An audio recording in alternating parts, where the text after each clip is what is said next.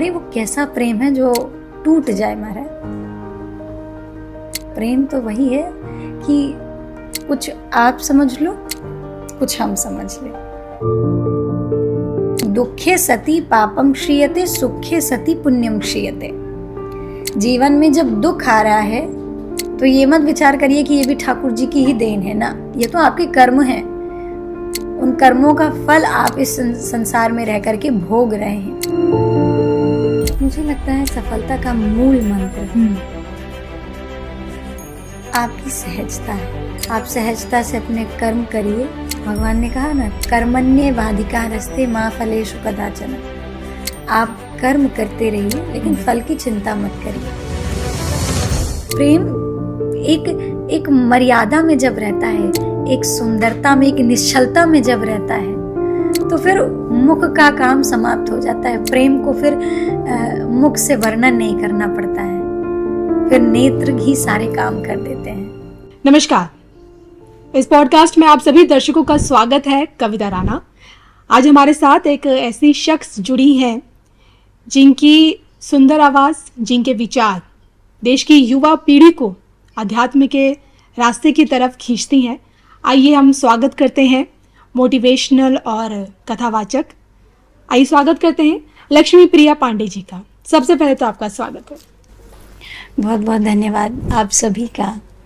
ठाकुर जी की अति कृपा है कि आज हम आप बैठ करके कुछ भगवत चर्चा, कुछ उस अध्यात्म की ओर जोड़ेंगे। तो ठाकुर जी की अति कृपा के कारण हम आप आज यहाँ बैठे, खूब आनंद की वर्षा हो रही है। बिल्कुल, ठाकुर जी की ही कृपा है। आप ठाकुर जी की कृपा मानूंगी मैं कि मतलब इतनी कम एज में आप लोगों के बीच एक चर्चित चेहरा बन चुकी हैं। लोग आपको फॉलो करने लग गए हैं। आपके मैं इंस्टाग्राम पे अगर जाऊंगी तो 8 लाख से भी ज्यादा लोग आपको फॉलो करते हैं। यार मैं ये समझूंगी कि लाखों में लोग आपको फॉलो करने लग गए हैं, लेकिन आप किसी को फॉलो नहीं करती हैं। देखिए, मेरा जो कारण है फॉलो और अनफॉलो का, मुझे लगता है कि ये आप क्षण मात्र के लिए, कुछ समय के लिए लोगों को फॉलो कर सकते हैं, अनफॉलो कर सकते हैं, लेकिन वही फॉलो अनफॉलो यदि आपके जो फॉलोवर हैं वो हृदय में हैं तो आप उनको बाहरी उसमें फॉलो करिए ना करिए। मुझे ये लगता है कि अब आप 8 लाख लोगों को, ऐसा कोई नहीं होगा कि जितने आपके फॉलोअर हों आप उन सभी को फॉलो भी करते हों। उसमें से कुछ चुन करके आप जिनको आप समझते हैं, जिनके भाव आपको अच्छे लगते हैं या मित्रवत संबंध है, उनको आप फॉलो करते हैं। कई लोग आपके बड़े खास मित्र होते हैं लेकिन फिर भी आप उनको फॉलो नहीं कर रहे होते। आप एक सामान्य उदाहरण ले लें, जैसे आप बाहरी लोगों में आप देखेंगे, मान लीजिए मेरे फॉलोअर हैं लेकिन मैं अपने पूरे घर वालों को नहीं फॉलो कर पा रही हूँ जी, तो ऐसे कुछ लोग छूट जाते हैं। उसके कारण से मुझे लगता है कि या तो सबको मैं फॉलो कर लूं, क्योंकि मेरे लिए वो हर एक फॉलोअर एक समान है, या तो फिर मैं सबको किसी को भी फॉलो नहीं करूं। तो उसमें कोई ऐसी बड़ी बात नहीं है। मेरा बस ये खुद का एक स्वभाव है कि अगर मैं फॉलो करूँ तो सबको करूँ, नहीं तो नहीं करूँ। या तो कोई ऐसा बहुत करीबी हो तो ये मेरा निज अनुभव है कि मैं उसको फॉलो कर लूंगी।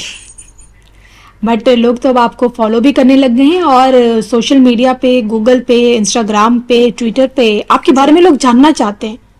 आपकी कह सकते हैं कि आपकी पर्सनल लाइफ के बारे में जानना चाहते हैं कि किस प्रकार से, मतलब इतनी कम एज में कह सकते हैं कि यूथ है आप लोगों के लिए एक इंस्पिरेशन है, क्योंकि इतनी कम एज में बतौर कथावाचक लोगों को आध्यात्मिक की दुनिया से जोड़ना, उनको ये समझाना कि भाई आपकी सारी समस्याओं का समाधान हमारे धर्म ग्रंथों में, गीता में है। तो मतलब सबसे पहले तो ये कि मतलब कैसे आपने सोचा कि मतलब जिस एज में करियर बनाना है, लोग इंजीनियर बनना चाहते हैं, डॉक्टर बनना चाहते हैं, आपने इस लाइन को चुना, अध्यात्म की लाइन को?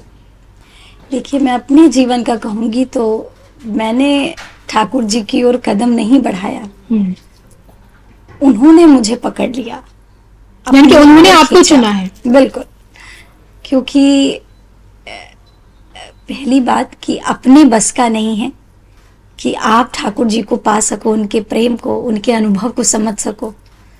जब उनकी कृपा होती है तब आप उनकी ओर बढ़ते हैं।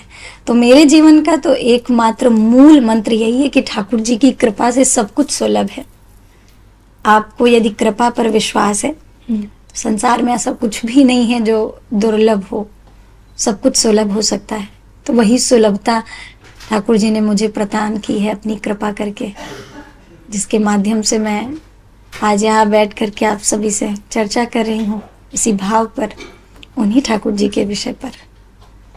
एकमात्र मेरे जीवन में कृपा ही मूल है जी। अभी आपसे चर्चा हो रही तो आपने बताया कि आपकी बचपन से ही आपका परिवार आध्यात्म से जुड़ा रहा। हालांकि आपने साल 2020 में शुरू किया, जी, जी, कथा करना शुरू किया, हाँ, लोगों के बीच जाकर, जी, जी। और जिस तरह का आपका सरल स्वभाव है, व्यक्तित्व है, तो यहाँ तो समझ आता है कि, लेकिन आपसे जानना चाहूंगी क्योंकि अब आप बतौर कथावाचक लोगों के बीच जाती हैं और लोगों को जो दिखता है लोग उसे सत्य भी मानते हैं जी। लेकिन आप ही के बीच में कुछ लोग ऐसे होते हैं जो दिख तो रहे हैं लेकिन वैसे होते नहीं है, जिन्हें हम कह सकते हैं कि कुछ ढोंगी बाबा भी होते हैं, कुछ ढोंगी कथावाचक होते हैं जिन्हें ज्यादा नॉलेज नहीं होती है, बस अपना कमाना है और शुरू करना। तो आप सामने वाला कैसे डिफरेंशिएट करे कि भाई सामने वाला जो कथावाचक है या सामने जो भी संत है वो उसके लिए ठीक है या नहीं है, या वो एक जेन्युइन इंसान है, जेन्युइन सन्यासी है, या फिर एक ढोंगी है? क्या कुछ डिफरेंशिएट किया जा सकता है दोनों के बीच में? मुझे ऐसा लगता है कि व्यक्ति के स्वयं के अंदर ही इतनी अच्छाई और इतनी बुराई है। मुझे लगता है कि आपको यदि स्वयं पर आप इतना गौर करेंगे, ध्यान देंगे, तो मुझे नहीं लगता कि फिर आपको बाहरी दृष्टि में कोई अच्छा या बुरा लगेगा, क्योंकि यही स्वभाव अगर प्रत्येक व्यक्ति का बन जाए तो उस व्यक्ति को बुराई दिखेगी ही नहीं। बुराई तभी दिख रही है जब आपके अंदर वो अच्छाई नहीं है कि आप उसकी अच्छाई को ढूंढ सको। तो मेरे अनुसार कोई संसार में बुरा नहीं और कोई संसार में अच्छा नहीं है। जैसे आप हो वैसे आपके लिए पूरा संसार है। तो मैं अपने मनोभाव से तो नहीं कह सकती कि कोई बुरा है या अच्छा है। जैसे आप होते हो वैसे ही सामने वाला व्यक्ति आपको देखता है। तो इसमें मूल कारण आपका व्यवहार है। आप जैसे होगे, आपका अंदर का स्वभाव, आचार विचार, रहन सहन जैसा होगा, सामने का व्यक्ति प्रत्यक्ष आपको वैसा ही दिखेगा। तो इस संसार में सब अच्छे हैं और सब बुरे हैं। हाँ, आप बचपन से एक आध्यात्म का माहौल देखते आई हैं। हाँ, तो मैं यही जानना चाह रही हूँ कि भाई जो आ रहा है, सुनने के लिए आ रहा है, कथा सुनने के लिए आ रहा है, वो कैसे जाने कि सामने वाला एक अच्छा इंसान है, जेन्युइन है या ढोंगी है? दोनों के बीच का फर्क क्या किया जा सकता है? देखिए, मैंने अपने जीवन में जो देखा है, अपने आसपास अनुभव किया है, तो हमारे बाबा, हमारे परबाबा जो सब रहे, तो उनके भीतर एक तपस्या थी, जैसे हमारी दादी और बाबा बताते हैं।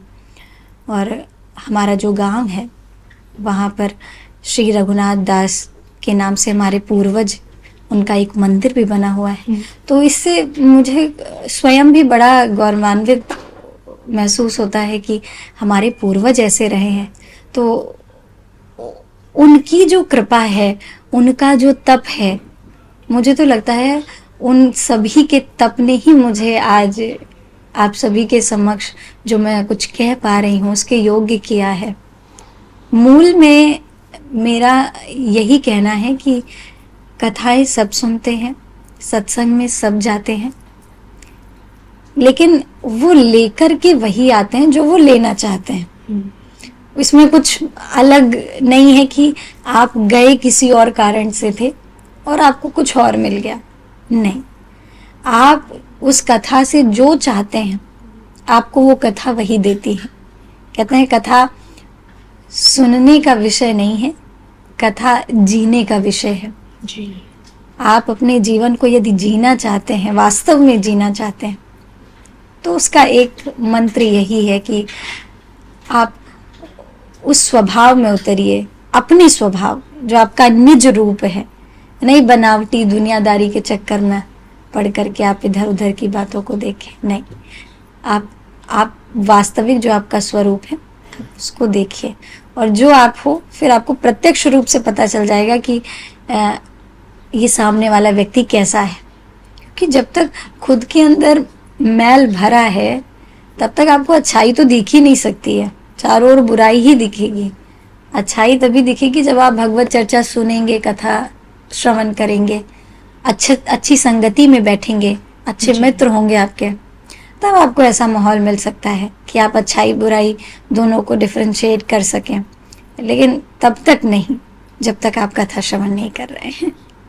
2020 से पहले और अब दोनों के बीच का अनुभव आपका कैसा रहा? क्योंकि 2020 से पहले तो आप भगवत कथा पढ़ती थी, अध्ययन करती थी, फिर आपने लोगों के बीच जाके कथा करना शुरू किया। कुछ बदलाव, कुछ बड़ा परिवर्तन आपको अपने अंदर कुछ कभी इसका अनुभव हुआ? बिल्कुल, ये बात तो, इसको मैं तो कहूँगी मेरे जीवन का अकाट्य सत्य है कि जो मेरा 2020 से पहले का जीवन रहा है वो बिल्कुल अलग रहा है। क्योंकि सेवा, ठाकुर जी की सेवा और ये सब तो मैं बचपन से ही देख रही थी, लेकिन वही ठाकुर जी का प्रेम जो है वो, उस प्रेम का अनुभव नहीं हुआ था तब तक। जैसे मैं आपको बताऊं कि अगर आज ठाकुर जी को मैंने स्नान करा करके बिठा दिया है तो ये भाव नहीं प्रकट होता था कि उनको भूख भी लग रही होगी। ये सच बात है। ठाकुर जी को स्नान कराना है, एक वो हमारे घर के ठाकुर जी हैं, वो भगवान हैं, ये भाव था मन में। लेकिन उसके बाद से जब मैंने कथा पढ़ना, उसका अध्ययन करना शुरू किया तो धीरे धीरे, कहते हैं ना, ठाकुर जी की कृपा ऐसी भई कि उन्होंने अपनी ओर ही मुझे खींच लिया। फिर उनका जो अनुभव होता है, अनुभव व्यक्ति को खुद का ही होता है, किसी और का अनुभव व्यक्ति नहीं चुरा सकता जी, क्योंकि उससे वास्तविक परिवर्तन नहीं आएगा जीवन में। तो फिर धीरे धीरे उनका जो प्रेम है, जो उनकी निश्चलता है, जब आप उनकी निश्चलता, उनकी सरलता, उनकी चंचलता और चपलता जब आप पढ़ते हैं तो कहते हैं, मेरा ऐसा मानना है कि वो आपके जीवन पर प्रभाव डालने लगती हैं। अगर आप ठाकुर जी का स्वयं आनंद लेते हैं कि उनका कैसा चरित्र रहा है, कैसी लीला रही है जी, जब आप उसको देखते हैं तो वो आपके जीवन पर प्रभाव डालने लगती हैं। तो मैं ये तो नहीं कहूँगी कि मैं बहुत बड़ी तपस्वी बन गई, लेकिन नहीं, एकमात्र उनका सहज प्रेम मुझे मिल रहा है और मैं चाहती हूँ जीवन पर्यंत मुझे इसी अनुभव, इसी आनंद में ठाकुर जी बिठाए रहे हैं। बिल्कुल। देखिए, आपने बात की ठाकुर जी की और जिस तरह के आपके विचार हैं और उसमें से कहीं ना कहीं प्रेम बहता हुआ मुझे भी नजर आ रहा है। तो मैं आपसे जानना चाहती हूँ कि आज की जनरेशन को देखते हुए अगर कोई पूछे कि भाई प्रेम है क्या,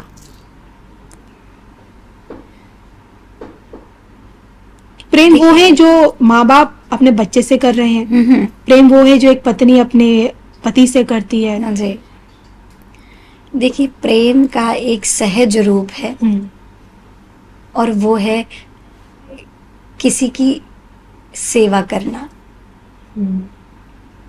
वो किसी भी रूप से हो सकता है, वो भाव के रूप से हो सकता है, वो क्रिया के रूप से हो सकता है, वो मानसिक रूप से हो सकता है और वो आध्यात्मिक रूप से भी हो सकता है। प्रेम का मूल मंत्र सेवा है। अगर आप किसी की, कहते हैं ना, सेवा से आप सब कुछ प्राप्त कर सकते हैं महाराज। और कहते हैं उस सेवा से प्रेम का प्रागट्य हो जाता है। प्रेम का मूल मंत्र एक सेवा ही है, जिसको हम किसी भी कारण, किसी भी अवस्था और व्यवस्था में प्राप्त कर सकते हैं, यदि जीव के भीतर सेवा भाव है तो। इसी सेवा में क्या गिव एंड टेक वाला फॉर्मूला फिट बैठता है, जो आज की जो यंग जनरेशन सोचती है कि भाई मैं तो उसे बहुत प्यार करता हूँ, मैंने उसके लिए ये कर दिया लेकिन उसने मेरे लिए ये नहीं किया। जो एक्सपेक्टेशन होती है ना कि हम उसके लिए कर रहे हैं, हमारी सेवा तो चल रही है लेकिन उसकी सेवा ही नहीं मिल रही हमें। वही तो बात है। सेवा का भाव ये है कि सेवा में आप देने का विषय रख सकते हैं लेकिन लेने का नहीं रख सकते। प्रेम तो वही है ना जिसमें आप कुछ उससे नहीं चाहते हैं, बल्कि आपके पास जितना आप उसे देना चाहते हैं। प्रेम देने का विषय है, लेने का नहीं है। और ये भी गलत है। मैं तो कहूंगी कि प्रेम विषय ही नहीं है, प्रेम एक ऐसा रस है जो सभी रसों का वर्धन कर देता है। प्रेम अप्रकट को भी प्रकट कर देता है। तो प्रेम एक रूप, एक अवस्था, एक ऐसी व्यवस्था है ठाकुर की जो निरंतर यदि व्यक्ति के जीवन में आ जाए तो व्यक्ति का जो वास्तविक प्रेम है वो कभी दूर नहीं होगा, उससे वो कभी अलग नहीं होगा।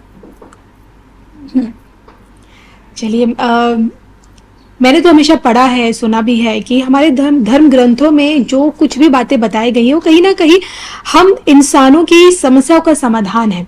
और आप जो कि इतने वर्षों से भगवत गीता का अध्ययन कर रही हैं, लोगों के बीच जाके अब बतौर कथावाचक समझाती भी है, उन्हें बताती भी हैं, तो आज मैं इसी पॉडकास्ट में हम लोगों की जो डे टू डे लाइफ की जो समस्या है उसका समाधान आपसे जानना चाहूंगी दर्शकों के लिए। सबसे पहले एक समस्या जो मुझे लगता है आज की जो हमारे बीच में जो एक पैदा हो गई है, जो कि प्रेम से शुरुआत की है, प्रेम से ही इसको आगे लेकर चलते हैं, ब्रेकअप कह सकते हैं, बेवफाई कह सकते हैं। जब कोई रिश्ता टूटता है तो उसका जो दर्द होता है, हम लोग डिप्रेशन में चले जाते हैं। तो उन परिस्थितियों में से खुद को कैसे बाहर निकाला जाए? मैं तो ये कहूंगी कि ब्रेकअप जैसा जो आपने कहा ये होना ही नहीं चाहिए, लेकिन अगर हो रहा है तो मुझे लगता है फिर वहां पर प्रेम था ही नहीं। बनते ही टूटने के लिए नहीं, तो या तो आप जिसके भीतर ये मनोभाव है कि रिश्ते तो बनते ही हैं प्रेम टूटने के लिए, तो मुझे लगता है कि वो कहने के लिए ये बात हो सकती है। वास्तव में जो प्रेम होता है वो टूटने के लिए बनता ही नहीं है। प्रेम का संबंध ही ऐसा है महाराज, जो आपको क्षण प्रतिक्षण और जोड़ दे, आपको प्रेम की ओर और अग्रसर करे। प्रेम टूटने का शब्द तो है ही नहीं, प्रेम जोड़ता है। प्रेम आपको, यदि वास्तविक प्रेम होगा तो वो आपको कुछ ना कुछ नया बताएगा, नया सिखाएगा, नया रूप देगा आपको प्रेम करने का, लेकिन वो आपको तोड़ना नहीं सिखाएगा। और जहां कुछ टूट रहा है वहां प्रेम नहीं है। क्यों? आपसी सम्मान जो है उसी से रिश्ते चलते हैं, बिना आपसी सम्मान के रिश्ते चलते ही नहीं है। तो जहां रिश्ते टूट रहे हैं वहां प्रेम नहीं है। आप कुछ भी कह लीजिए, कितना भी बना लीजिए बातों को, लेकिन तो प्रेम का, अरे वो कैसा प्रेम है जो टूट जाए महाराज? प्रेम तो वही है कि कुछ आप समझ लो, कुछ हम समझ लें, और दोनों मिल करके उसको फिर से शुरू कर दें। ये प्रेम का रूप है। जब वो नहीं समझ रहा है तब आप समझ लो, और ये उसे भी समझना चाहिए कि जब हम नहीं समझ रहे हैं तब वो समझ ले। तो ये देखिए, हर चीज आपको एकदम अच्छी नहीं मिल सकती है। हर किसी के अंदर एक जैसी अच्छाई नहीं हो सकती है, हर कोई एक जैसा नहीं हो सकता है जी। जो कमी आपको उसकी दिख रही है उसको आप सुधारो। जो हमारे अंदर कमी है उसको थोड़ा वो सुधारें, यदि प्रेम है तो। और सच कहूं तो यदि प्रेम होगा तो व्यक्ति ये सब करेगा।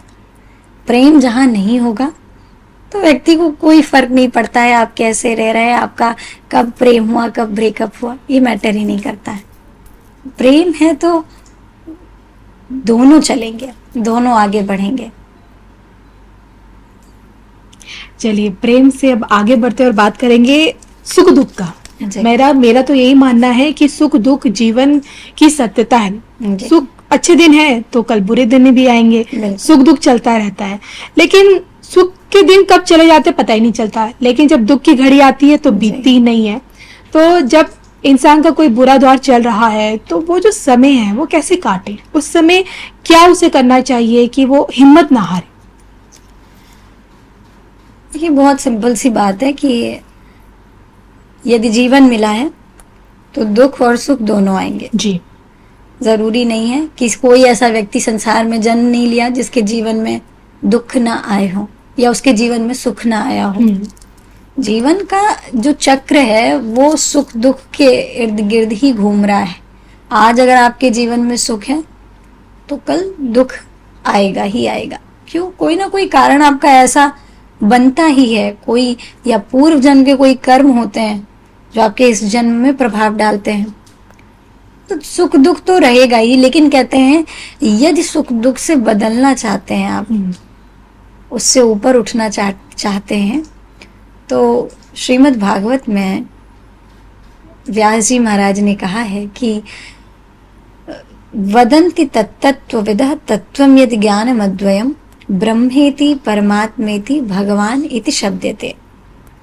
कहते हैं निर्गुण निराकार रूप में वही ब्रह्म है, सगुण निराकार रूप में वही परमात्मा है, और सगुण साकार रूप में वही भक्त के भगवान है। यानी तत्वतः भगवान एक ही है, लेकिन भक्त कहता है मेरे भगवान उनके हाथों में धनुष बाण होगा, बहुत सौम्य होंगे, तो राम जी के रूप में भगवान प्रकट हो जाते हैं। किसी ने कहा हमें तो चंचल चपल नटखट ठाकुर प्रिय हैं, तो कन्हैया बन करके भगवान हाथ में बंशी लेकर के आए। किसी ने कहा हमें तो वैराग्य रूप का बड़ा आनंद आता है, तो बैठे हमारे भोले बाबा जी। तो भगवान तत्वतः विभाजित हो गए भक्त के प्रेम पर। जैसा उसका भाव रहता है उसी भाव में वो उतर गए हैं। तो उसी प्रकार कहते हैं कि दुखे सति पापम क्षीयते, सुखे सति पुण्यम क्षीयते। जीवन में जब दुख आ रहा है तो ये मत विचार करिए कि ये भी ठाकुर जी की ही देन है ना, ये तो आपके कर्म हैं।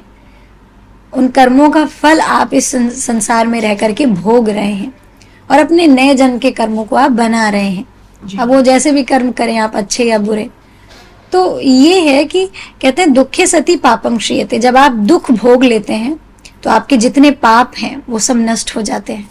जीवन में दुख आता है तो इसका मतलब ये नहीं है कि वो आपको बहुत बड़ा दुख दे रहा है, नहीं। आपको लगता है कि वो दुख है, लेकिन कहीं ना कहीं वो आपके बहुत बड़े पाप हैं जो नष्ट हो रहे हैं। दुखे सति पापम क्षीयते और सुखे सति पुण्यम क्षीयते। जब आप सुख का भोग करते हैं तो आपके जो पुण्य है वो नष्ट हो जाते हैं धीरे धीरे। तो बहुत दुख आने पर जब आपका पाप नष्ट हो रहा है तो किस कारण का दुख है? आपको तो खुश होना चाहिए कि अरे मेरे तो पाप कट रहे हैं। और जब बहुत खुश हो रहे हैं तो आपके पुण्य नष्ट हो रहे हैं, तो इसमें किस बात की खुशी है? आपको तो दुखी होना चाहिए इसमें कि क्या करूं, मैं तो इतना सुख भोग रहा हूं तो दूसरी ओर मेरा पुण्य भी क्षीण हो रहा है, खत्म हो रहा है। तो कहते हैं जब ये दोनों बातें व्यक्ति को समझ में आ जाती हैं तो जीव समान हो जाता है। फिर दुख में भी उसे सुख दिखाई देता है और सुख में भी वो सुखी रहता है। दोनों बातें हैं। तो सुख दुख का ये मंत्र आपको जब पता होगा, ये भाव जब आपको पता होगा, दुख से तभी आप ऊपर उठ सकते हैं और सुख से भी ऊपर उठ सकते हैं। नहीं तो इस संसार में सबके बस का नहीं है कि हर कोई इस दुख सुख के इस विधान को समझ पाए, तभी तो लोग दुखी हैं। बिल्कुल। और आपने समझाने की कोशिश तो की है जी। आपने मंत्र तो बता दिया कि सुख दुख में कैसे रहना है। सक्सेस का मंत्र भी बता दीजिए। सफलता, लोगों के अंदर जो महत्वाकांक्षा है आगे बढ़ने की, तरक्की करने की, तो अंदर इंसान सक्सेस कैसे हो पाए, मतलब सफलता कैसे हासिल कर पाए, इसके लिए क्या कुछ बताया गया है? मुझे लगता है सफलता का मूल मंत्र आपकी सहजता है। आप सहजता से अपने कर्म करिए। भगवान ने कहा ना, कर्मण्ये वाधिकारस्ते माँ फलेषु कदाचन। आप कर्म करते रहिए लेकिन फल की चिंता मत करिए जी। फल की चिंता आप तभी नहीं करेंगे जब आपके जीवन में सहजता होगी। नहीं तो व्यक्ति यही चाहता है कि मैं ये कर रहा हूं, इसके बदले मुझे भगवान ये दे दे, जो भी उसकी इच्छा है। लेकिन व्यक्ति जब सहज होता है तो उसके भीतर एक ठहराव होता है, एक गहराई होती है उस फल को पाने के लिए जिसके लिए वो कर्म कर रहा है। मुझे लगता है कि हर व्यक्ति सक्सेस हो सकता है, लेकिन क्या है, सहजता पूर्वक अपना कर्म करता रहे, फल की चिंता ना करें। नहीं, सहजता अपने अंदर लाना बहुत जरूरी है इसके लिए, सक्सेस पाने के लिए। हाँ, और देखिए जो व्यक्ति आज सक्सेस को प्राप्त कर चुका है उसके भीतर आपको सहजता मिलेगी ही मिलेगी। एक धैर्यता आ जाती है अपने काम में करते करते। और जब तक धैर्यता नहीं आएगी आप ऊपर उठ ही नहीं सकते। धैर्य व्यक्ति ही ऊंचाइयों को प्राप्त करता है महाराज। जिसके भीतर एक धैर्य है, एक अनुशासन है, वो व्यक्ति ही सफलता प्राप्त कर सकता है। यहाँ बात आ जाती कर्म और धर्म की। जी, आप किसे ऊपर मानेंगी, धर्म को आगे मानेंगी या कर्म को? मेरे अनुसार, और मुझे लगता है आपको भी उचित लगेगा, कि जब तक धर्म नहीं है आप कर्म कर ही नहीं सकते महाराज। जब आपके मन में धार्मिक विचार व्यवहार ही नहीं होंगे, आप कर्म की ओर बढ़ ही नहीं सकते। ऐसा व्यक्ति कह ही नहीं सकता कि मैं न भगवान का भजन करता हूँ, न मेरी वृत्ति उस तरीके की है कि मैं अपने आसपास भी ऐसे भक्ति भाव का माहौल देखूं। व्यक्ति कह ही नहीं सकता, क्योंकि बिना धर्म के कर्म निश्चित ही नहीं है। लेकिन उनका क्या, जो नास्तिक है, जो किसी धर्म को मानते नहीं है लेकिन कर्म तो कर रहे हैं? कर्म करते हैं लेकिन फिर भी उनके साथ धर्म जुड़ा हुआ है। जैसे जो आपने ये कहा कि जो नास्तिक हैं वो भगवान को नहीं मानते हैं जी, लेकिन वो कितना भी उनका त्याग करें फिर भी धर्म उनका त्याग नहीं कर सकता। धर्म उनसे जुड़ा ही रहता है। जैसे एक किसान है, वो विचार करता है इस बार मैं अपने खेत में धान उगाऊं, तो धान उगाने के लिए उसके बीज लाने पड़ेंगे, उसको खेत में डालना पड़ेगा, खाद पानी डालना पड़ेगा, बढ़िया उसको खेत को बना करके बीज बोना पड़ेगा। जब तक वो बीज नहीं लाएगा, खेत नहीं अच्छे से बनाएगा, बीज नहीं डालेगा, तब तक बीज उगेगा नहीं। कर्म करना पड़ेगा। तो क्या है उसका कर्म? उसने पुरुषार्थ किया, गया बीज लेकर के आया, खाद पानी लेकर आया, खेत अच्छे से बनाया और बीज उसमें डाले, और अब क्या है, बीज तो डाल दिए, जल सब कुछ कर दिया उसने अपना काम, लेकिन अब क्या उसकी खेती, उसका जो फल है वो उगेगा? आप बताओ। कर्म किया है तो आपने कहा ना कि कर्म करते रहो, फल की चिंता मत करो। बिल्कुल, ईश्वर के हाथ में है फल देना। तो फल देना ईश्वर के हाथ में है। उसने अपना कर्म तो कर दिया, उसने खाद पानी सब कुछ डाला है, लेकिन फिर भी उसका बीज नहीं उग रहा है। क्यों? क्योंकि अब तक उस पर सूर्य रूपी किरण नहीं पड़ी उसके खेत पर। सूर्य रूपी किरण कर्म नहीं है। कहते हैं साक्षात सूर्य देव है। और अभी तो जल्दी ही पूर्व में आप सभी ने श्रवण भी किया होगा कि छठ का कितना सुंदर पर्व आया। बिल्कुल। तो उसका एक अलग महत्व है, सूर्य देव का एक अलग प्रभाव है, एक अलग उनकी अनुपम छटा और कृपा है। तो कहते हैं जब तक उसके खेत पर सूर्य रूपी कृपा का उदय नहीं होगा तब तक उसका फल उगने वाला नहीं है। उसी प्रकार वही सूर्य रूपी कृपा का फल जो है, जो अन्न है, वो नास्तिक भी तो पा रहा है ना। वो ऐसे तो जीवित है नहीं। तो अगर बहुत गहराई में आप प्रवेश करेंगे तो कहने के लिए वो बस नास्तिक है, बाकी धर्म से कहीं ना कहीं वो जुड़े ही हुए हैं, क्योंकि जिस धर्म का अन्न वो पा रहे हैं वो कहाँ जा रहा है, उनके शरीर में ही तो लग रहा है। तो ये काफी गहराई पूर्ण बात है, लेकिन ये सत्य है। इस संसार में कोई नास्तिक नहीं है, सब आस्तिक हैं, सब धर्म का पालन करने वाले हैं, और सब स्वजन उस भगवत भक्ति, उस शक्ति से सब कहीं ना कहीं जुड़े हुए हैं। आप कितना भी कहो, आप कह दो कि जैसे ये पानी है, अब इसका रंग मैं कह दूं काला है, लेकिन आप मानोगे? क्यों? क्योंकि आपको तो दिख रहा है कि ये कितना शीतल और स्वच्छ है। तो उसी प्रकार कोई कितना भी कहे कि मैं नास्तिक हूं, लेकिन आप देख रहे हैं, समाज देख रहा है कि आपको इतना सुंदर मानव शरीर मिला है, इतने सुंदर तरीके से आप चल रहे हैं, घूम रहे हैं, फिर उसके बाद आप कहें कि आप नास्तिक हैं, तो ये मूर्खतापूर्ण बात है मेरे अनुसार। बिल्कुल। अच्छा, आपके अनुसार क्या लगता है आपको कि मैंने देखा है कि हम करियर के लिहाज से जानना चाहूंगी जी। इंसान जब 12th पास करता है, ग्रेजुएशन करता है, तो उसे समझ नहीं आता कि वो अपने करियर का सही चयन करे कैसे।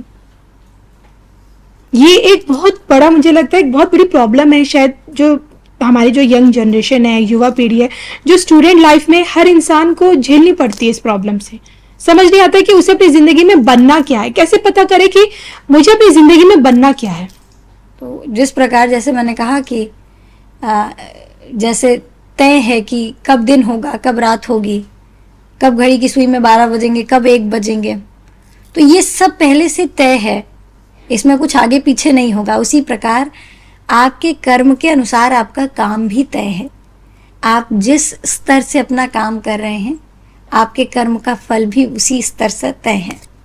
मुझे ऐसा लगता है कि आप अपने हिसाब से ही अपने काम का चयन करते हैं।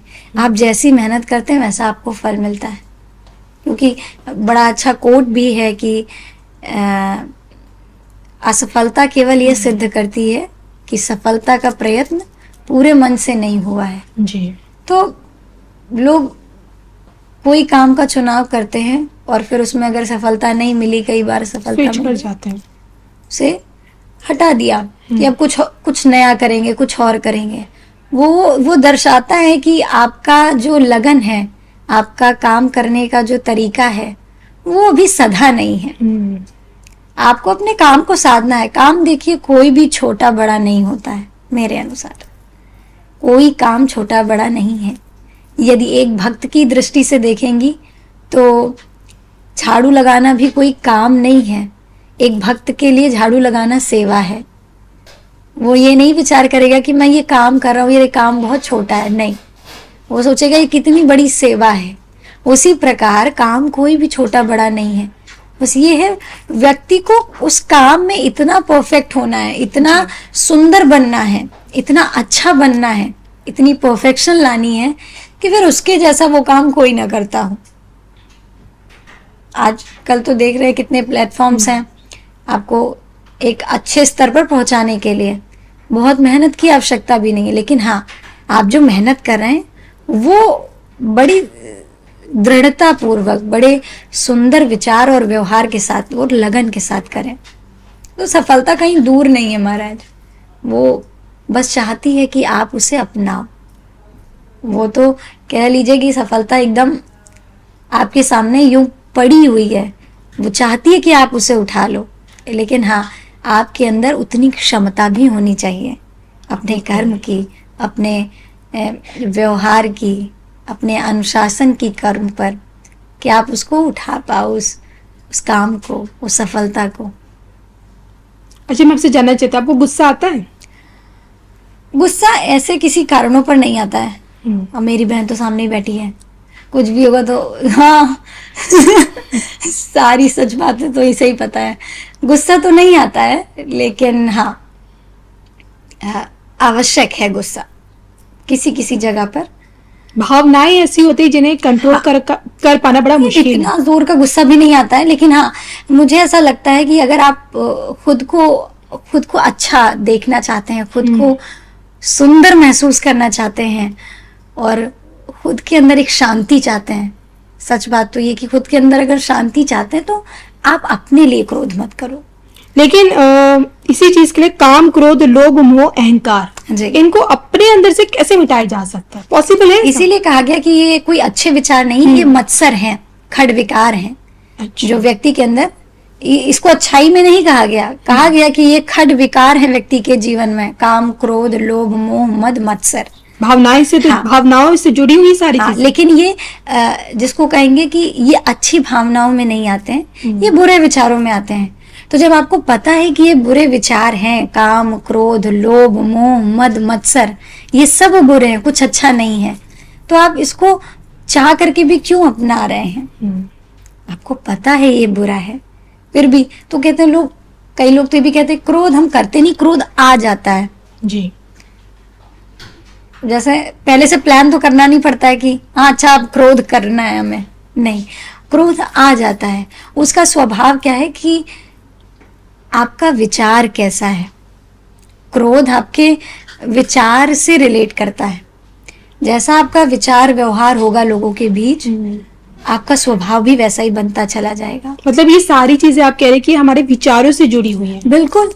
अगर आपके विचार अच्छे हैं तो कितनी भी कैसी भी सामने कोई भी बात हो रही हो, यदि आपका विचार अच्छा है, आपका विचार सधा हुआ है, तो आपको भले दूसरे व्यक्ति को उस पर बड़ा क्रोध आ रहा हो, लेकिन अगर आप दृढ़ हैं तो आपको उतना क्रोध नहीं आएगा। आप देखेंगे, उस चीज को समझेंगे। लेकिन क्रोध, मुझे नहीं लगता कि जिसका विचार सधा हुआ है वो इतना प्रबल क्रोध करेगा। क्रोध सबको आता है, लेकिन हाँ, उसका स्वरूप भी होता है, किसी का बड़ा भयानक होता है कि ऐसे चीजें जो है तोड़ना फोड़ना हो गया, पलट देना, ये क्रोध का तो अलग ही रूप है। लेकिन हाँ, थोड़ा बहुत क्रोध तो हम भी कर लेते हैं। जी। लेकिन आज की इस डे टू डे लाइफ में अपने आप को, खुद को, जो नेगेटिव एनर्जीज होती हैं, जो लोगों की जो नकारात्मकता होती है, उससे कैसे दूर किया जाए? खुद को कैसे बचाएं इन चीजों से? आप कहीं काम कर रहे हैं, आपका वर्क प्लेस है, लेकिन आपके साथ काम करने वाले आपसे जल रहे हैं, ईर्ष्या, तो इन चीजों से खुद को कैसे बचाएं हम? देखिए, जिस व्यक्ति को आगे बढ़ना है उसको इस चीज पर ध्यान ही नहीं देना है, क्योंकि जो व्यक्ति अगर इसमें फंसा कि ये मुझे ये कह रहे हैं, तो समझिए कि उसको कुछ प्राप्त नहीं करना है, घूम फिर करके इन्हीं सब में रहना है कि कौन मुझे क्या कह रहा है। जिस व्यक्ति को आगे बढ़ना होता है उसको ये फर्क नहीं पड़ता है कि ये मुझे क्या कह रहे हैं, अच्छा बोल रहे हैं या बुरा बोल रहे हैं। वो निरंतर अपने काम में लगा रहता है। बुराई उसी को दिखती है, अच्छाई उसी को दिखती है जिसका ध्यान उस ओर है। मुझे लगता है इस पर इतना विशेष गौर नहीं करना चाहिए, क्योंकि अंततः कष्ट आपको ही होता है। आपने किसी से अपने बारे में बुराई सुनी तो फिर आपको अच्छा नहीं लगा और फिर आपका विचार उसके प्रति बदला। जी। क्यों? क्योंकि उसने हमारे बारे में बुरा बोला। अब आप उसको उस दृष्टि से नहीं देखोगे जैसे पहले देखते थे। बिल्कुल। तो इससे मुझे लगता है कि कौन क्या कह रहा है, इससे आपको कोई फर्क नहीं पड़ना चाहिए। आप बस अपने काम में, अपने भगवत भजन सेवा में जो कार्य है उस कार्य में लगे रहना चाहिए। और जो खाली है वो ही इन सब बातों पर ध्यान दे रहा है, जो व्यस्त है वो मस्त है महाराज। आपकी इसी भगवत गीता में क्या अमीर बनने का कोई फॉर्मूला? क्योंकि अमीर बनना तो हर किसी का ख्वाब है, मेरा भी है जी, इसलिए मैंने सोचा पूछ ही लूं आपसे। देखिए, हर व्यक्ति सुखी होना चाहता है, हर व्यक्ति लग्जूरियस लाइफ चाहता है अपने जीवन में। मुझे ऐसा लगता है कि उसको प्राप्त करने के लिए, जैसा कि कहा गया कि लक्ष्मी के पीछे, धन के पीछे यदि आप भागोगे तो लक्ष्मी आपसे और दूर होती जाएगी। कहते हैं जो धन है वो एक जगह रुक नहीं सकता है महाराज। अच्छा, टिकता नहीं है? नहीं जी। क्योंकि कहते हैं ना, लक्ष्मी जी कहते हैं चंचल हैं, चंचला लक्ष्मी है। लेकिन यदि आपके पास श्री लक्ष्मी है, यानी यदि आप उसको बहुत सद्भाव से कमा रहे हैं, बहुत सेवा पूर्ण कमा रहे हैं, आपकी मेहनत है उसमें, आपकी लगन है उस धन में, तो कहते हैं वो धन आपको खूब अमीर बना देता है, यदि आप अमीर बनना चाहते हैं तो। लेकिन वो धन कहीं से कपट करके, छल करके, चोरी करके अगर आप उसको लाओगे तो जो आया है वो तो जाएगा ही, साथ ही साथ जो बचा हुआ है वो भी चला जाएगा। तो मुझे ऐसा लगता है कि आप अपनी सेवा से, अपने कर्म से जो धन कमा रहे हैं वो धन ही आपको अमीर बनाता है लौकिक रूप से। अलौकिक धन तो हमारे श्री ठाकुर जी हैं, उनके जितना परम धन कोई है नहीं। तो यदि आप लौकिक धनवान बनना चाहती हैं, ठाकुर जी से हमारी प्रार्थना है कि खूब सेवा में निरत रहिए और अपने कर्म में दृढ़ रहिए। ठाकुर जी खूब कृपा करें। आप कहें कि हमें कौन सा धन चाहिए, तो हमें श्री ठाकुर जी का ही वो परम धन, उनकी सेवा रूपी धन चाहिए जिसमें निरंतर मैं लगी रहूं। तो धन का यही रूप है, सेवा से जो धन मिल रहा है वो सबसे सुंदर है और आपके पास टिकेगा। लेकिन जो द्वेष, दम्भ, कपट, छल से चुराया हुआ है वो धन आपके पास टिकने वाला नहीं है।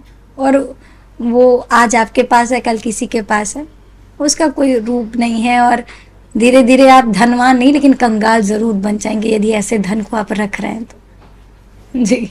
चलिए, संसारिक मोहमाया से जुड़े तो बहुत सारे प्रश्न थे जिसका सॉल्यूशन तो आप मुझे दे रही हैं, लेकिन आपसे जानना चाहूंगी, ठाकुर जी की कृपा से प्रेम क्या होता है वो आपने मुझे समझाया जी।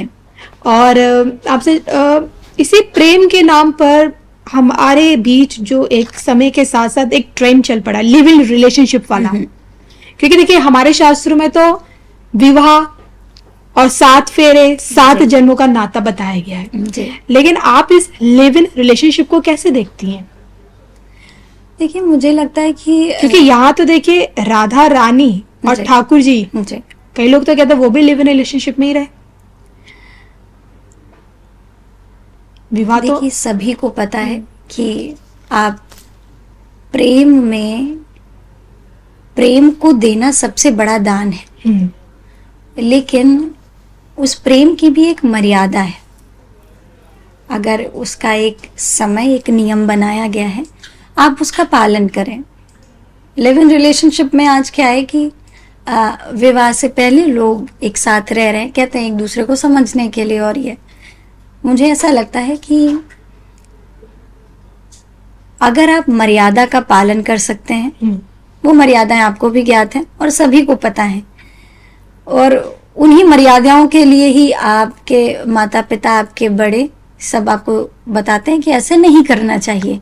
तो यदि आप उन मर्यादाओं का पालन कर सकते हैं तो आप साथ रहिए, लेकिन अगर आप उन मर्यादाओं का पालन नहीं कर सकते हैं तो साथ मत रहिए। बहुत सिंपल है। और सच बात क्या है कि आप साथ रह करके उन मर्यादाओं का पालन नहीं कर सकते, तो मेरे अनुसार ऐसे रहना नहीं चाहिए।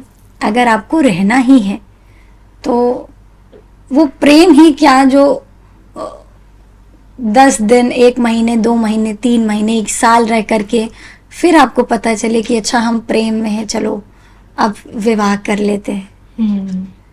प्रेम बड़ा सूक्ष्म है। वो एक दृष्टि में, एक स्वभाव में आपको पता चल जाता है कि हमें इनसे प्रेम है। तो प्रेम का तो कुछ कहना ही नहीं है। मैं उस पर और क्या ही कहूँगी। प्रेम तब तक प्रेम नहीं है जब तक आपको उसको समझना पड़ रहा है, जानना पड़ रहा है। प्रेम तो एक दृष्टि में देख करके पलक झपक जाए, एक निमिष में प्रेम हो सकता है, लेकिन अगर वो वास्तविक प्रेम है तो। अच्छा, ये तो आपने मुझे वो समझा दिया कि वन साइड लव, मतलब किसी इंसान को पहली बार देखकर आपको प्रेम हो जाए। हाँ। तो हाँ, लेकिन अब अगर आज की मतलब जो यंग जनरेशन है वो इसी प्रेम को सेक्स से भी जोड़ती हैं। जी। तो जानना चाहती हूँ कि क्या हम सेक्स को पाप माने धर्म ग्रंथों के अनुसार? नहीं, पाप नहीं है, लेकिन उसका जैसा मैंने कहा कि एक नियम है, एक मर्यादा है। और जैसे मनुस्मृति में तो हम सभी मनु और शतरूपा के ही वंशज हैं। जैसे मनु महाराज के ही इस नियम और मर्यादाओं का पालन करते ही हम लोग जो है मानव कहलाते हैं, क्योंकि उन्हीं के वंश से हम लोग ये करते हुए चले आ रहे हैं इस नियम का पालन। तो मुझे ऐसा लगता है कि जब जिस चीज़ का वेद ने आदेश किया है, ग्रंथों ने आदेश किया है, आप उसके अनुरूप यदि कार्य करते हैं, उनका पालन करते हैं नियम का, तो कोई चीज़ अपवित्र नहीं है। लेकिन हाँ, वेद विरुद्ध, शास्त्र विरुद्ध अगर आप कोई आचरण करते हैं तो निश्चित ही वो अनुचित है और ऐसा किसी को नहीं करना चाहिए। एक लंबे समय से आप आध्यात्म के रास्ते पर चल रही हैं, तो क्या कुछ आपने पाया आध्यात्म के रास्ते, और क्या कुछ पाया जा सकता है जब हमारे दर्शकों को बता पाए? देखिए, जब से मुझे ठाकुर जी की कृपा मिली है, उनका अनुभव मिला है, जीवन बड़ा सरल हो गया है। सरलता का मतलब कि देखने का नजरिया बदल गया। कहेंगे कि तो सब में प्रेम, सब में एक समान रस, एक आनंद की लहर चारों ओर, एक सहज स्वभाव, हर व्यक्ति ऐसा नजर आता है।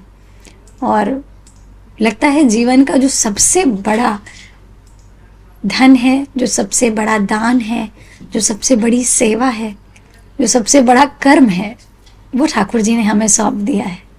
तो उसी कर्म का पालन करते हुए हम सभी जहाँ जा रहे हैं, ठाकुर जी का नाम और उनकी सेवा, वही एक हमारे जीवन का माध्यम है और इसी माध्यम से हम बंधे रहना चाहते हैं। एक लड़की होने के नाते मैं तो कहूँगी कि एक लड़की का तो हम कहते हैं ये भी भगवान की बड़ी सुंदर रचना है, एक बड़ा सुंदर रूप है जो नारी का। और मैं सौभाग्यशाली मानती हूँ स्वयं को कि मुझे इस स्वरूप में उन्होंने अपनी सेवा प्रदान की है जी।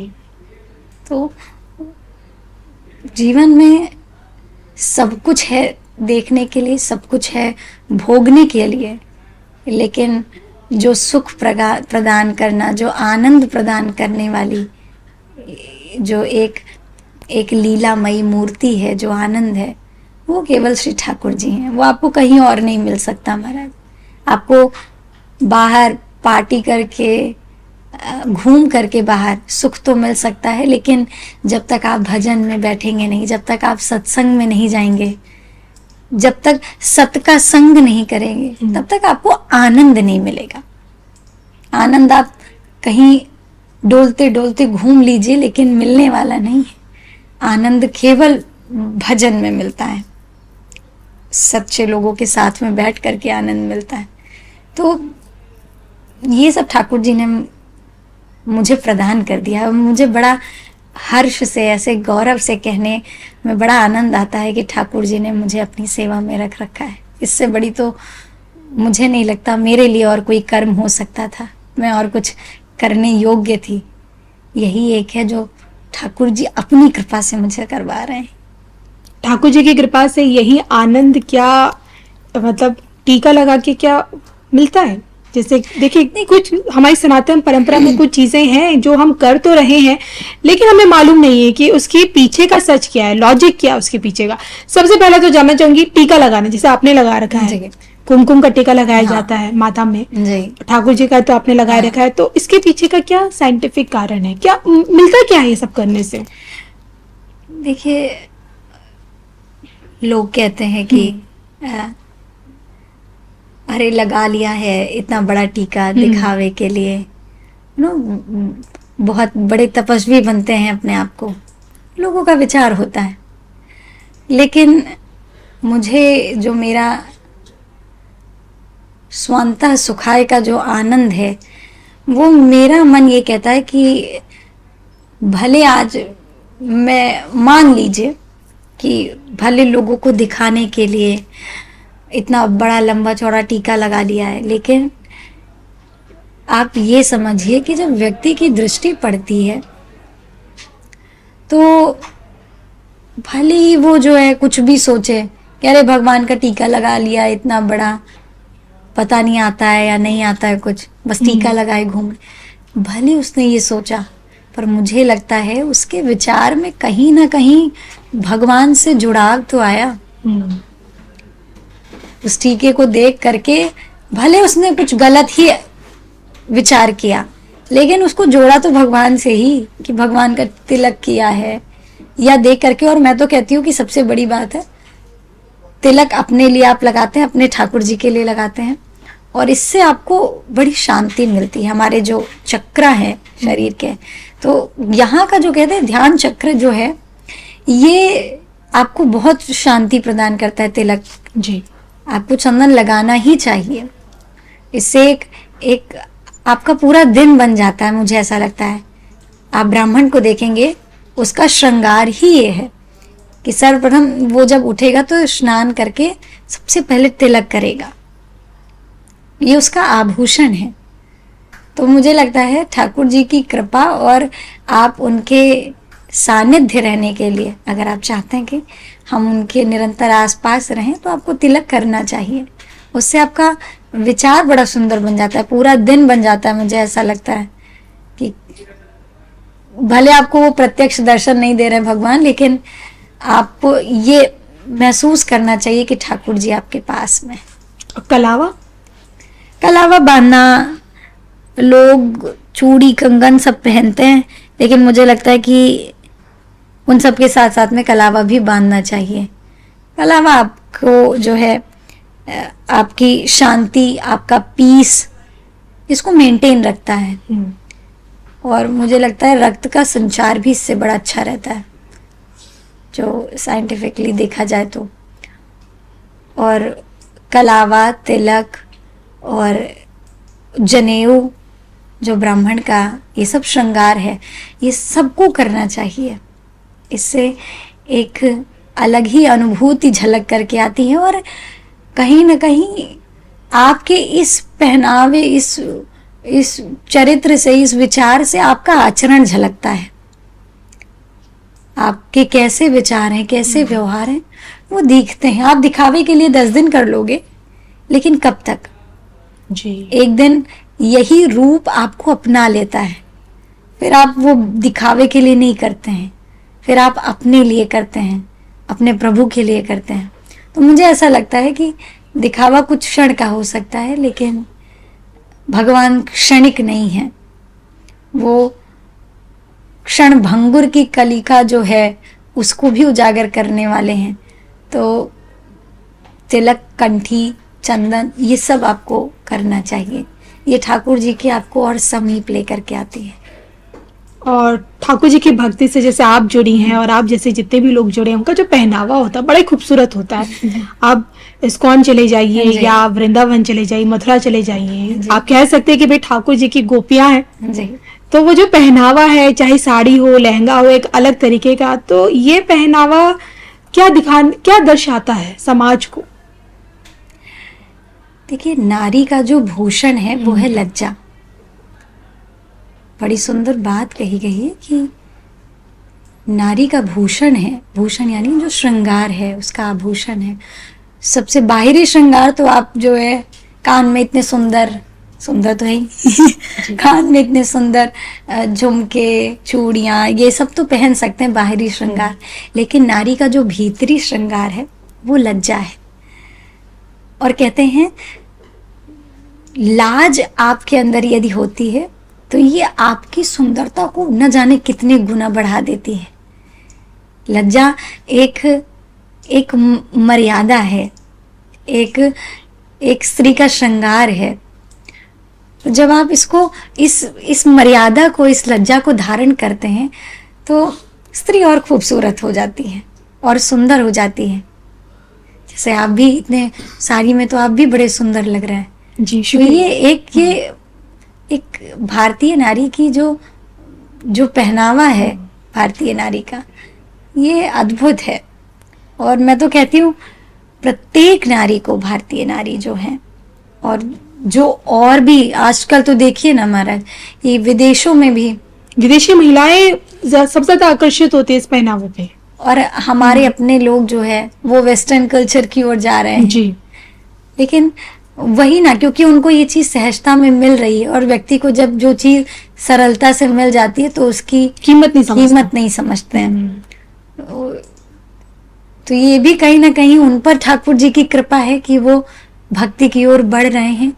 और हमारा ये दुर्भाग्य है कि हमारी नारियां, हमारे देश के नारियां ऐसे सब कल्चर को अपना रही हैं। तो ऐसा नहीं होना चाहिए। आप मर्यादा में रह करके भी खूब सुंदर लग सकती हैं जी। और इतनी सुंदर कि हर कोई आपसे उस व्यवहार को, उस प्रेम को, उस संबंध को समझना और जानना चाहता है, क्योंकि वो छिपी होती है। और प्रेम जितना छिपा रहेगा, जैसे स्त्री अपनी लज्जा रूपी मर्यादा में रहती है, उसी प्रकार प्रेम भी अपनी मर्यादा, अपनी लज्जा में रहता है। पर जब अकाट्य प्रेम होता है तो फिर कहते हैं कि मुख का काम समाप्त हो जाता है। फिर तो नेत्रों से बात होती है, आंखों से बात होती है। कहते हैं जुबा बंद होगी मगर बात होगी। मतलब फिर मुख, प्रेम जब अकाट्य हो जाएगा तो मुख का काम समाप्त हो जाएगा, फिर आंखें ही बोलेंगी। फिर आंखों से बड़ा सुंदर भाव सीता जी अशोक वाटिका में है। कहते हैं नारी का जो स्वरूप है, जो लज्जा है, जो उसकी मर्यादा है, जब वो उस मर्यादा में रहती है तो और सुंदर लगती है। जैसे उदाहरण है कि पुष्प वाटिका में जानकी, जो माँ जानकी जब राम जी को देखने के लिए जाती हैं, सखियां उनको लेकर के जाती हैं कि आइए आपको दिखाएं, जो राजकुमार मिथिला में आए हुए हैं, आज वो पुष्प वाटिका में पुष्प लेने के लिए आए हैं, आओ सीता चलो तुम्हें दिखाते हैं। तो सखियां लेकर के जाती हैं। तो वहां माँ जब राम जी को देखती हैं तो उन्हें देख करके अपने नेत्र बंद कर लेती हैं।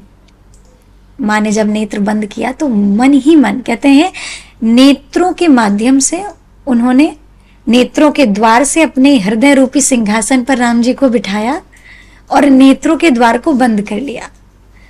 और कहते हैं मन ही मन राम जी से कहती हैं कि तो ही राखूं मैं सजनवा कवन विधि से, नयना में राखूं तो जिया मोरा तर से। यानी यदि आपको अपनी आंखों से देख रही हूं तो मेरा जी जो है वो बड़ा विचलित हो रहा है, और जियरा में राखूं तो नयन बरसे।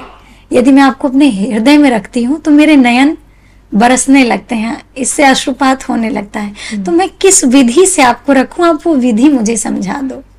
तो कहने का भाव ये है कि प्रेम एक मर्यादा में जब रहता है, एक सुंदरता में, एक निश्चलता में जब रहता है, तो फिर मुख का काम समाप्त हो जाता है। प्रेम को फिर मुख से वर्णन नहीं करना पड़ता है, फिर नेत्र ही सारे काम कर देते हैं, यदि वास्तविक प्रेम हो तो। बिल्कुल। और आपके इन्हीं सुंदर विचारों से तो मुझे अब चारों तरफ प्रेम ही नजर आने लग गया है। बस जाते जाते आपसे बस जानना चाहूंगी अपने दर्शकों के लिए कि अध्यात्म के रास्ते हमारे दर्शक किस तरह से अपने जीवन को ना सिर्फ प्रेम से भर पाए और एक अच्छा बना पाए अपने जीवन को। मैं आप सभी से यही कहूंगी कि अपने जीवन में आप जो भी कार्य कर रहे हैं, जो भी क्षेत्र है आप सभी का, उन सब में बड़े तन मन धन से लगे रहिए, लेकिन साथ ही साथ एक अपने जीवन में नियम बना लीजिए। ठाकुर जी की सेवा का हो सकता है, या कभी कभी भजन में जाना, सत्संग श्रवण करना और शास्त्रों का अध्ययन करना। और ये नहीं हो सकता है तो श्री रामचरितमानस, श्रीमद् भागवतम, श्रीमद् गीता जी हो गई, इन सभी का अध्ययन करिए। कुछ ना कुछ आध्यात्मिक पढ़ते ही रहिए। उससे क्या होगा कि आपके जीवन का जो आंतरिक मार्जन है वो होता रहता है, और साथ ही साथ आप बाहरी कार्य तो करते ही हैं, साथ ही आपका भीतरी जो हृदय है वो भी निश्चल और स्वच्छ होता रहता है। तो अपने मन में एक सेवा भाव, एक भगवत भजन, इसको जो भी आपको प्रिय हो उन सभी का पालन करते हुए ठाकुर जी की कृपा मानकर अपना कार्य करते रहें। तो चलिए, ये थे हमारे साथ लक्ष्मी प्रिया पांडे जी, जिन्होंने हमें ठाकुर जी की कृपा से ये समझाने की कोशिश की कि आखिरकार प्रेम का मतलब क्या होता है। इजाजत दीजिए, नमस्कार। राधे राधे।